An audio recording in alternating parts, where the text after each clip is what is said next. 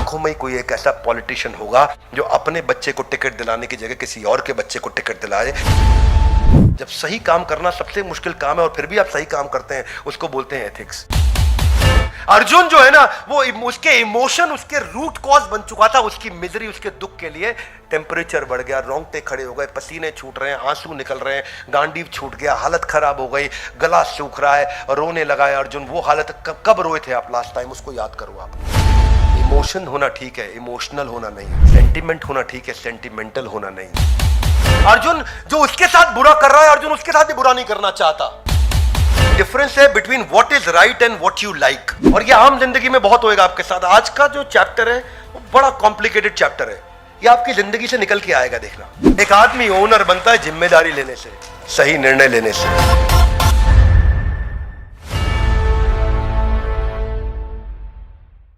ग्रंथराज श्रीमद् भगवद गीता की आप सबका स्वागत है आज के नए एपिसोड में, जहां पे आज हम पहले अध्याय का 28वां श्लोक ले रहे हैं। और अब जैसे जैसे आगे बढ़ता जा रहा है, पूरा अध्याय बाकी का लगभग अर्जुन ने बोला है। और अर्जुन यहां विचलित है। और पहले अध्याय के 28वें श्लोक में और उसके बाद 29वें श्लोक में अर्जुन का इमोशन आपको समझ में आएगा। भगवद गीता का पहला अध्याय primarily being led by Arjun. तो पहले हम श्लोक पढ़ते हैं। पहले अध्याय का 28वां श्लोक मेरे पीछे दोहराइए। दृष्ट्वा मे इमं स्वजनम कृष्णा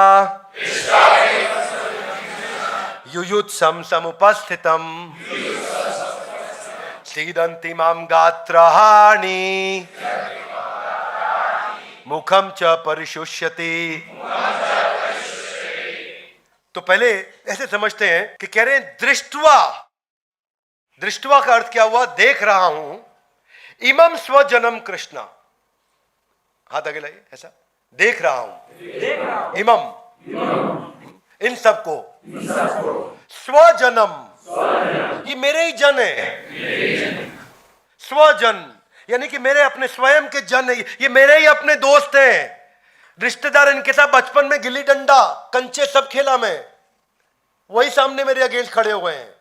युयुत्सम, युद्ध करने आए हैं। समुपस्थितम, सारे के सारे उपस्थित हो गए हैं। सीदंती माम गात्राणि, अरे अरे अरे, शरीर कांप रहा है मेरा। मुखम च परिशुष्यति, मेरा गला भी सूख रहा है इनको देख के। अर्जुन टेंशन में आ गए उनको देख के। हाँ, क्या कह रहे हैं कि दृष्टवा में, मैं देख रहा हूं, स्वजन मेरे ही अपने लोग आ गए हैं। तो अर्जुन घबरा गए हैं और इतना टेंशन में आ गए। My dear Krishna, seeing my friends and relatives present before me in such a fighting spirit, I feel the limbs of my body are quivering. कांप रहा है मेरा शरीर, थर थर कांप रहा है। बचपन में मुझको याद है, जब होमवर्क करके नहीं आते, टीचर डंडा लेके जब आता था ना, वो देखेगा तो ऐसा बचपन में उल्टे हाथ पे टीचर मारता था, तो ना उस समय शरीर कांपता था, वो याद आता है। इतना घबराहट होता था। और कुछ टीचर के लिए तो सोचते थे भगवान ये आज एब्सेंट हो जाए, ये ना आ जाए किसी तरीके से इसके घर में।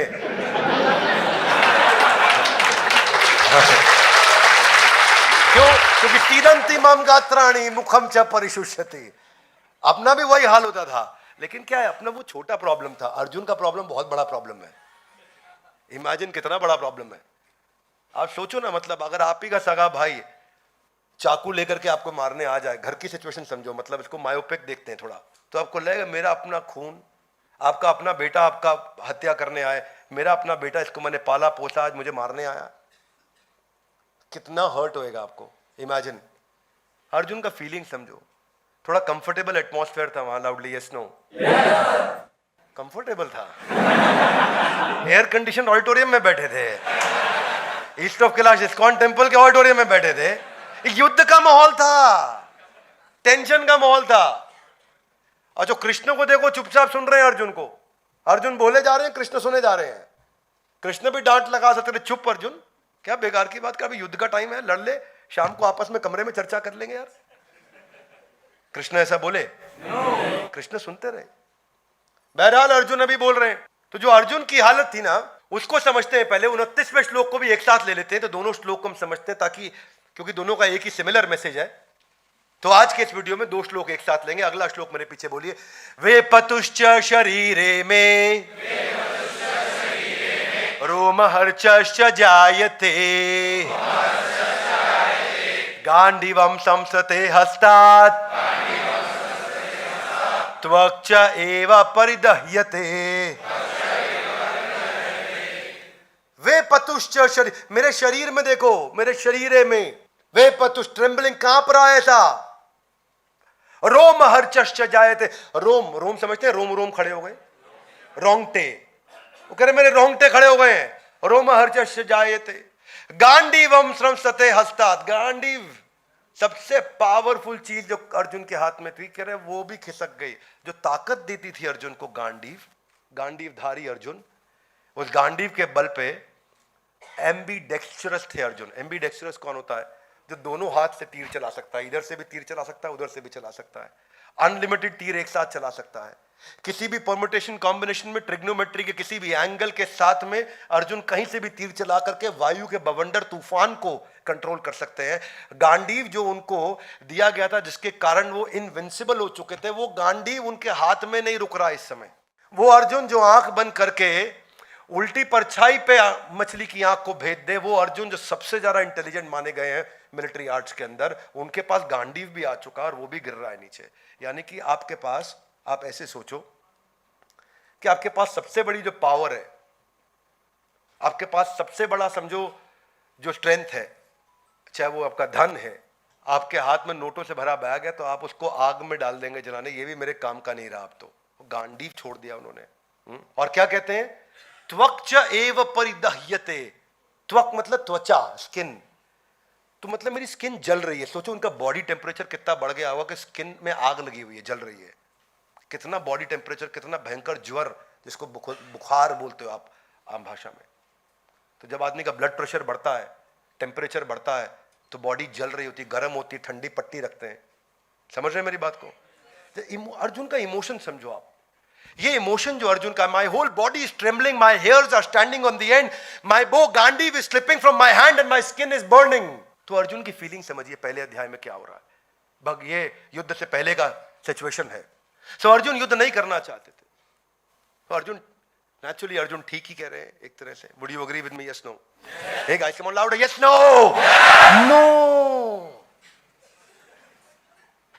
बिल्कुल गलत कह रहे हैं अर्जुन। आप कह सकते हो क्यों भाई, लड़ाई कराओगे बिंद्रा जी? वो तो लड़ाई को मना कर रहे हैं, तो उसमें गलत क्या है? गलत है।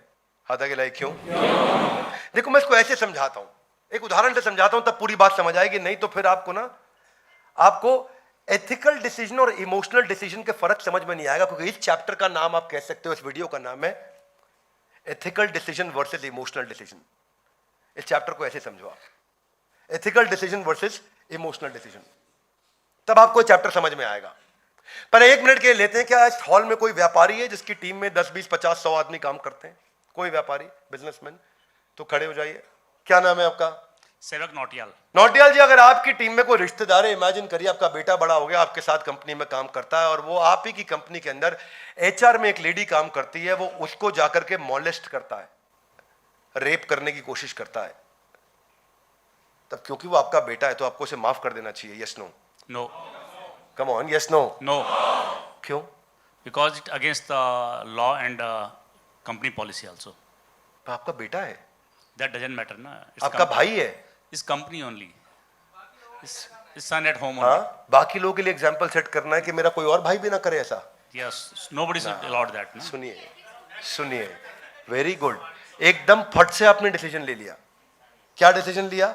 हाथा गिलाई, गलत तो गलत है। कम ऑन, गलत तो गलत है, गलत है। चाहे वो आपका भाई हो या कोई और एम्प्लॉई हो, दूसरा एम्प्लॉई होगा तो सजा दोगे, ऐसा ही भाई है तो उसको भी सजा दोगे, देनी होगी। बेटा है तो उसको भी सजा देनी होगी। यही तो मैं अर्जुन के लिए कह रहा हूं। अर्जुन का यही स्ट्रेस था उस समय। अर्जुन के जो सामने भाई हैं, जो बंधु हैं, उन्होंने हत्या भी करी, उन्होंने रेप भी किया, उन्होंने लूटपाट भी करी, और उन्होंने दूसरे की जमीन भी हथियाई। उन्होंने सारे पाप किए। मैं तो यहाँ केवल मॉलेस्टेशन की बात कर रहा हूं। उन्होंने उनकी खुद की धर्म पत्नी का भी बलात्कार किया। क्या मेरी बात समझ आ रही है? yes. तो जब सामने गलत तो गलत है, कम ऑन, गलत तो गलत है। लेकिन यहां अर्जुन को एथिकल डिसीजन लेने की जगह इमोशनल डिसीजन ले रहे हैं। अर्जुन जो उस समय ना इमोशनली तो ठीक बोल रहे हैं, देखने में अच्छा लगता है, मॉरल लग रहा है, बड़ा अच्छी बात कर रहा है, क्योंकि अर्जुन कंपैशनेट है। और कंपैशन और इमोशन के चलते हम सही डिसीजन लेना भूल जाते हैं। भगवत गीता आपको वो शक्ति देता है कि आप इंटेलेक्चुअल बैंडविड्थ को बड़ा कर पाते हो आप अपने लॉजिकल और इमोशनल राइट ब्रेन और लेफ्ट ब्रेन में सामंजस्य बिठा पाते हो। अर्जुन जो उसके साथ बुरा कर रहा है, अर्जुन उसके साथ भी बुरा नहीं करना चाहता, पर जब जो किया जाना चाहिए वो किया जाना चाहिए। अगर किसी ने आपके ऑफिस के अंदर किसी महिला को मॉलेस्ट किया है तो उसके खिलाफ आपको एक्शन लेना चाहिए। Yes no? ये नहीं कि मैं यहां माफ कर दूं, क्योंकि ये एक्सट्रीम डिसिप्लिनरी इशू है। ऐसे ही दुर्योधन सारे एक्सट्रीम डिसिप्लिनरी इश्यूज को सरपास कर चुके थे। क्या मांगा था? 5 गांव तो मांगे थे। दुर्योधन सबसे बड़ा मूर्ख व्यक्ति था। दुर्योधन को तो और जरा दे देना चाहिए था उनको। दुर्योधन को तो पार्टनर बनाना चाहिए था युधिष्ठिर को, क्योंकि युधिष्ठिर ईमानदार है, सबको मालूम है। और युधिष्ठिर इतने ईमानदार है तो उन्हें बोलते भाई तू बिजनेस चला, जो प्रॉफिट आएगा उसमें हिस्सा मैं ले लूंगा, मेरे को पहले ही पता तू ईमानदार है, तू मेरी हिस्से का 1 रुपया रखेगा नहीं, तो काम तू कर, मैं आराम करता हूं। लेकिन क्या दुर्योधन को पावर का इतना एडिक्शन था कि मैं उसके बिना रह नहीं सकता, मैं जिंदा नहीं रह सकता। और यहां पे वापस आता हूं मैं, बेसिकली डिफरेंस है between what is right and what you like. और ये आम जिंदगी में बहुत होएगा आपके साथ। आज का जो चैप्टर है वो बड़ा कॉम्प्लिकेटेड चैप्टर है, ये आपकी जिंदगी से निकल के आएगा, देखना। भगवत गीता का आज जो हम श्लोक ले रहे हैं ये आपकी जिंदगी में बहुत बार रोज होंगी ये घटनाएं। ये कंपैशन वर्सेस कंप्लायंस का डिफरेंस है कि कंप्लायंस मतलब ये नियम कानून ये होने चाहिए, कायदे कानून ये है, लेकिन कंपैशन मेरी करुणा है। फेवरेटिज्म वर्सेस मेरिटोक्रेसी, ये उसके बीच में डिफरेंस है। Everybody, come on. It is okay to have emotions. Hey, ladies, more for you. It is okay to have emotions, but it's wrong to become emotional. It is okay to have sentiments, but it's wrong to become sentimental. Emotion होना ठीक है, emotional होना नहीं। Sentiment होना ठीक है, sentimental होना नहीं। क्या मेरी बात समझ आ रही है? अर्जुन जो है ना, वो उसके इमोशन उसके रूट कॉज बन चुका था, उसकी मिजरी, उसके दुख के लिए। टेम्परेचर बढ़ गया, रोंगटे खड़े हो गए, पसीने छूट रहे हैं, आंसू निकल रहे हैं, गांडीव छूट गया, हालत खराब हो गई, गला सूख रहा है, रोने लगा है अर्जुन। वो हालत कब रोए थे आप लास्ट टाइम, उसको याद करो आप। वो एक्सट्रीम मिजरी में इस समय अर्जुन, क्योंकि अर्जुन जानता था कि दुर्योधन को पैसा चाहिए बिना काम किए, which is called wealth without work. Arjun जानता था कि दुर्योधन बिल्ड करना चाहता है कॉमर्स विदाउट मोरालिटी, यानी कि बिजनेस जिसमें ईमानदारी ना हो। अर्जुन जानता था कि दुर्योधन चाहता है पॉलिटिक्स विदाउट प्रिंसिपल, राजनीति जिसमें कोई सिद्धांत ना हो। अर्जुन जानता था कि दुर्योधन सारे गलत काम कर रहा है, पर अर्जुन की सिचुएशन आसान नहीं थी, इतनी आसान नहीं। अभी मेरे को आपको समझने में आसान लग रही है। तो आप कुछ कंडीशंस को सोचो, कुछ सिचुएशंस को समझो। वो पुलिस वाला जिसकी पत्नी बहुत बीमार है और हो सकता है मर जाए अगर वो उसका ध्यान ना रखे, लेकिन उसको अगर फोन आ जाए कि फट से आप इस सिचुएशन हो गई है, यहां पहुंच जाओ नहीं क्योंकि 10 लोगों की जिंदगी खतरे में है, उसके लिए कितना मुश्किल होगा कि अपनी पत्नी को संभाले जो मर सकती है, या उन 10 लोगों की जिंदगी बचाने जाए क्योंकि वो भी मर सकते हैं। वो इनमें से क्या डिसीजन ले, उसके लिए बहुत डिफिकल्ट होगा। उतना ही डिफिकल्ट अर्जुन के लिए था। एक हार्ट सर्जन जो अपनी बेटी का कन्यादान कर रहा हो और उसको फोन आ जाए, कन्यादान करते वक्त यहां सबके सब बैठे हैं, कन्यादान के बीच में है, और फोन आ जाए कि किसी पेशेंट की जिंदगी खतरे में है, आप जाके उसको बचाइए। उसके लिए कितना मुश्किल होगा कि अब ये कन्यादान छोड़े अपनी बेटी का या उस पेशेंट को बचाने जाए। ऐसे ही मुश्किल अर्जुन के लिए था। एक इंश्योरेंस एजेंट जिसका पूरा घर ऋण में पड़ा हुआ है, जिसमें उसमें घर में इतना कर्जा है, मां बीमार है, उसको पैसा तुरंत चाहिए, वो थोड़ी सी गड़बड़ पॉलिसी बेचेगा, उसको जो कमीशन आएगी उससे अपने घर को चला लेगा। अब उसके लिए कितना मुश्किल है कि मैं इसकी काम की पॉलिसी बेचूंगा तो मेरा घर मर जाएगा, और इसको थोड़ी सी गड़बड़ पॉलिसी बेचूंगा तो मेरा घर चल जाएगा। इसको लूटूं या अपने को बचाऊं, इसको बचाऊं या अपने को लुटवाऊं। आसान नहीं है एथिकल होना हमेशा। एथिकल और इमोशनल डिसीजन, ये चैप्टर थोड़ा डिफरेंट है। इसमें आपको लाखों में कोई एक टीचर ऐसा होगा जिसका बच्चा जब नहीं पढ़ रहा हो ठीक तो अपने हाथ से अपने बच्चे को फेल कर देगा।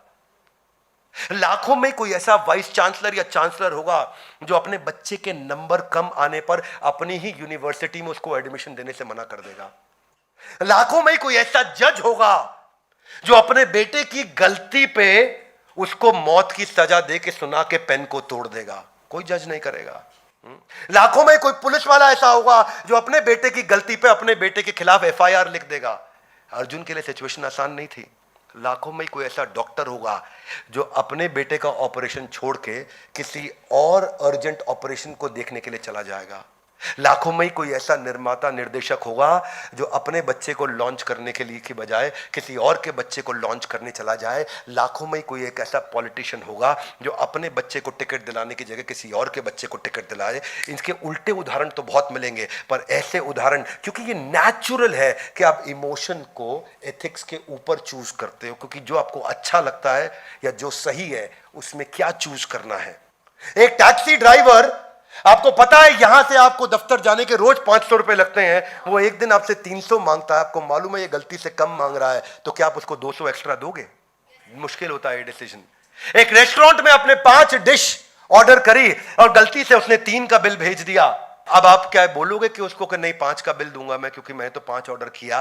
कि ये लाइफ इंश्योरेंस एजेंट वो जानता है मेरा भाई ये टर्मिनली इल है, ये मरेगा, इसको कोई पॉलिसी नहीं देगा, लेकिन उसकी झूठी पॉलिसी बनवाता है। आपका बेस्ट फ्रेंड आपसे एक फेवर मांगता है कि तेरी कंपनी की सीक्रेट मुझको दे दे, तू मेरा दोस्त 20 साल से है और इस कंपनी में केवल 2 साल से है। अब आप फ्रेंड के लिए करोगे या कंपनी के लिए एथिक्स को प्रैक्टिस करोगे? एक ऐसे पिता जिनका सर्वाइवल पॉसिबल नहीं है और आप कर्जे में हैं, और डॉक्टर कहता है कि आप इनका लाइफ सपोर्ट सिस्टम हटा लो, आपका कर्जा बच जाएगा। क्या किया जाए? कर्जे को बढ़ाऊं या उस पिता को चलाते रहूं जिन्होंने कभी ठीक नहीं होना है? एक ऐसा हस्बैंड जिसको अभी हार्ट ट्रांसप्लांट की जरूरत है और उसकी पत्नी के पास पैसा नहीं, उसको लाखों रुपया चाहिए उसका हार्ट ट्रांसप्लांट करने के लिए, और उसका बॉस उसको बोलता है एक रात के लिए मेरे साथ सो जा, मैं तुझे पैसे दे दूंगा। वो क्या करे? अपने हस्बैंड को मरने दे या उनके पास जाए और एक रात वहां सो जाए और फिर अपने हस्बैंड को बचाए? ये डिसीजन टफ होते हैं। क्या मेरी बात समझ आ रही है? स्नो हाँ, एक दोस्त आपका किसी को एक्सीडेंट में मार आता है और आपको अगले दिन पता चलता है कि किसी और को पकड़ लिया गया हत्या के आरोप में, क्योंकि जिस आदमी को ये मार के आया उसकी डेथ हो गई। आपके दोस्त को नहीं, उसको पकड़ा गया है, तो आप सच बोलोगे या रुक जाओगे? बहुत सारी कंडीशंस, ऐसी टफ सिचुएशन। आपके पिता हॉस्पिटलाइज्ड है, उनकी एक इंश्योरेंस पॉलिसी है, इमेजिन करिए, और पिता ठीक नहीं हो रहे हैं, रिकवर नहीं कर रहे, रिकवर करना मुश्किल हो रहा है, पर उनकी एक 10 करोड़ की पॉलिसी है जो आज रात 12 बजे के बाद लैप्स कर जाएगी। लाइफ इंश्योरेंस पॉलिसी है, आज रात 12 बजे से पहले वो मर गए तो 10 करोड़ आपको मिल जाएंगे। आप अपना करियर बचा सकते हो, या आप उनको बचाने में लग गए और रात को 12 पार कर गया तो वो 10 करोड़ हाथ से निकल गए। अब क्या करोगे? 10 करोड़ लोगे या पिता को बचाओगे? अर्जुन की सिचुएशन इजी नहीं थी, पर ये सब डिसीजंस लेने के लिए भगवत गीता में सिखाया गया है कि वैल्यूज जब सामने होना आपके क्लियर तो डिसीजन लेना इजी है, और जब वैल्यूज नहीं है, वैल्यूएबल्स आपके सामने हो तो डिसीजन लेना मुश्किल है। क्या मेरी बात समझ आ रही है? पहले ईमानदारी, बाद में दुकानदारी। जब भगवत गीता पढ़ लेगा व्यक्ति तो उसको कोई हरा नहीं सकता दुनिया में। मोरालिटी स्ट्रैटेजी नहीं है, इंटेग्रिटी सिचुएशनल नहीं है कि मैं ईमानदारी को सिचुएशन के हिसाब से यूज करूं, स्ट्रैटेजी के हिसाब से यूज करूं, अपने फायदे के लिए ईमानदारी का इस्तेमाल करूं। It is better to deserve an honour and not receive it, rather than receiving the badge of honour without deserving it. So मैं ये कहना चाहता हूं कि देखिए, एथिक्स को लोग प्रैक्टिस करते हैं, लेकिन तभी प्रैक्टिस करते हैं जब वो आसान होता है।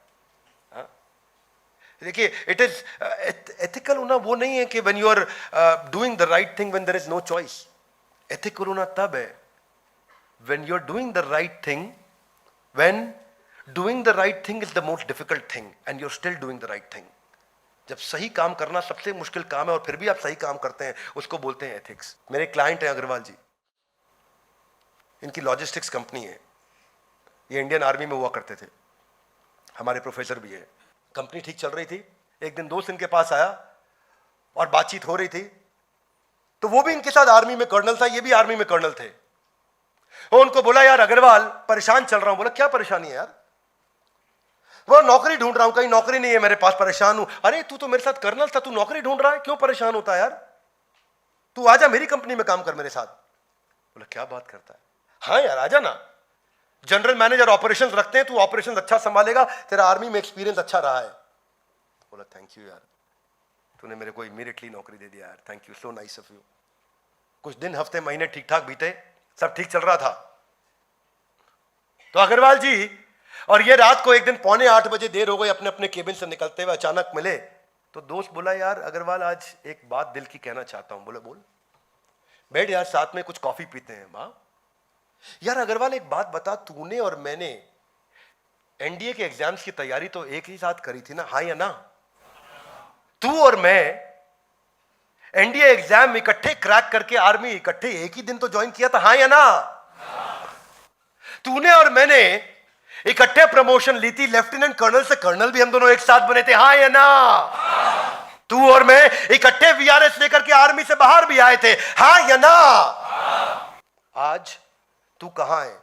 2000 करोड़ की कंपनी का मालिक और मैं तेरी कंपनी में मामूली जनरल मैनेजर। ये किस्मत नहीं है तो और क्या है? ये किस्मत नहीं है तो और क्या है? तो अग्रवाल जी बोले, दोस्त मैं अपनी दोस्ती में ये बात लाना नहीं चाहता था, पर तूने आज ये बात छेड़ दी तो उसका जवाब जरूर दूंगा। जवाब सुनना चाहेंगे?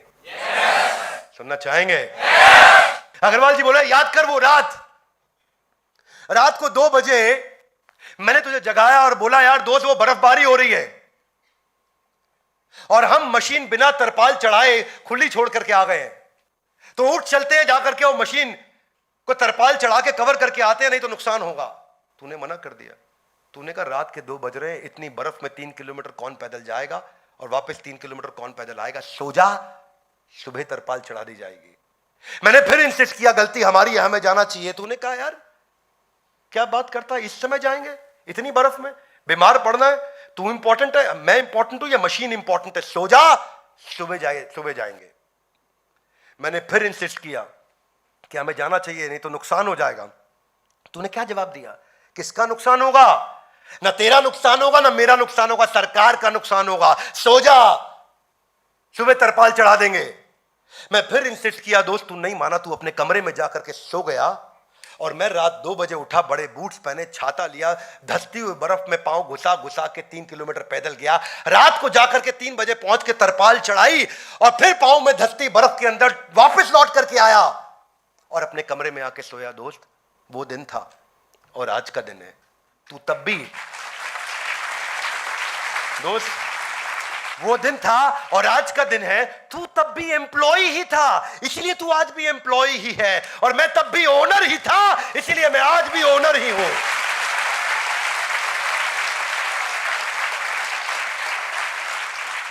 एक आदमी ओनर बनता है जिम्मेदारी लेने से, सही निर्णय लेने से। Are you with me loudly? Yes, no? इसको बोलते हैं emotional decision versus ethical decision. वो भगवत गीता आपको सिखा रही है। A person becomes good not when he does not do any bad, only when he actually does something good. गलत ना करना सही नहीं है, सही करना सही है। हाँ, ये इंटेग्रिटी जो होती है ना, ये सिंपल यस और नो है। अगर वैल्यूज आपकी ठीक है तो आपके पास या है या नहीं है। कैरेक्टर एक प्राइसलेस चीज है, इसमें कोई प्राइस नहीं है। आपको पता है, वो एक फेमस एग्जांपल है, वो स्टील किंग हुआ करते थे अमेरिका के, Andrew Carnegie, the steel giant of USA. Andrew Carnegie बहुत बड़े अमेरिका के सबसे बड़े अरबपतियों में थे। तो एक दिन रात को एक पार्टी में थे किसी जगह पर, क्या उतना अखबार में चेहरा छपता नहीं था रोज के लोग पहचान पाए। तो वहां पे एक महिला से मिले जो बहुत अपनी तारीफ कर रही थी, बहुत ब्रैग कर रही थी। तो उसे बोला उन्होंने, हे ब्यूटीफुल लेडी। बोले यस। बोले मैं एक आपको ऑफर देना चाहता हूं, अगर आप आज की रात मेरे साथ बिताएं तो मैं आपको $1000 देना चाहूंगा। बोले पागल हो, तुम्हारा दिमाग खराब है, बदतमीज इंसान, तुम्हें कौन ले आया पार्टी में? बोले नहीं नहीं, आई एम सॉरी, मैं कह रहा था अगर आप आज की रात मेरे साथ बिताएं तो मैं आपको $10,000 देना चाहता हूं। 1000, 10,000, स्टूपिड, घटिया इंसान, कैसी बात करते हो तुम? जानते नहीं हो कौन हूं मैं? नहीं नहीं सॉरी, मैं एक्चुअली गलती से निकल गया मुंह से, ऐसी बात नहीं। मैं कह रहा था अगर आप आज की रात मेरे साथ बिताएं तो $1,00,000 देना चाहता हूं। What nonsense. उसने गाली देना शुरू किया, चिल्लाना शुरू किया। वो औरत बहुत गुस्से में आ गई। What are you talking? बोले नहीं नहीं नहीं, एक्चुअली मैं कह रहा था कि मुझसे गलती हो गई, मैं एंड्रयू कार्नेगी हूं, अगर आप मेरे साथ एक रात बिताएं तो मैं आपको $1 मिलियन देना चाहता हूं, किसी को पता नहीं चलेगा, बस मेरे और आपके बीच में है। तो मैडम बोली कि कैसे देंगे पेमेंट, कैश या चेक? जैसे ही आपने वैल्यूज को प्राइस टैग लगा दिया, वैल्यूज अपनी वैल्यू खो देते हैं। जैसे ही आपने मूल्यों और संस्कारों की कीमत लगा दी, उसकी कीमत वहीं समाप्त हो जाती है। और जब आपका स्ट्रांग वैल्यू सिस्टम हो तो डिसीजन मेकिंग जिंदगी में आसान हो जाती है। शीलम प्रधानम पुरुषे, महाभारत क्या कहता है कि कैरेक्टर सबसे इंपॉर्टेंट चीज है एक इंसान में। इसीलिए कितने भी व्यापारी आए गए, पर हमारे देश में रतन टाटा जी का सम्मान हमेशा बना रहेगा।